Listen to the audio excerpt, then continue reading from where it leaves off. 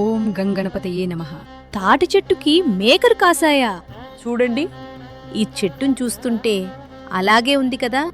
ఈరోజు నేను చూసిన ఒక విచిత్రమైన ఆచారం గురించి తెలుసుకుందామని మీ ముందుకు వచ్చాను.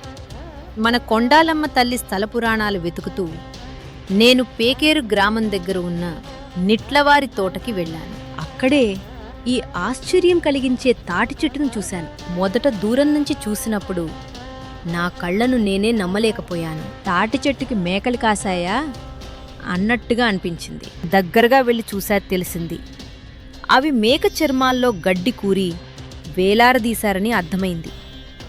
కాని నా మనసులో ఒకటే ప్రశ్న, దీని వెనక ఏమైనా కథ లేదా ప్రత్యేక ఆచారం ఉందా అని తెలుసుకోవాలని చాలా ప్రయత్నించాను. స్థల పురాణం కోసం వెతికాను, కానీ నా బ్యాడ్ లక్.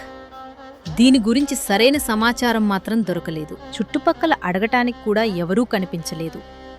అసలేం చెయ్యాలో అర్థం కాక తల్లివైపు చూశాను. చూడండి, మీక్కూడా ఈ విగ్రహం మనల్నే చూస్తున్నట్టు అనిపిస్తుందా?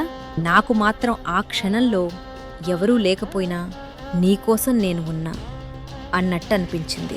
అమ్మవారిని ప్రార్థించుకుని ఇంటికి వెళ్ళిపోయాను.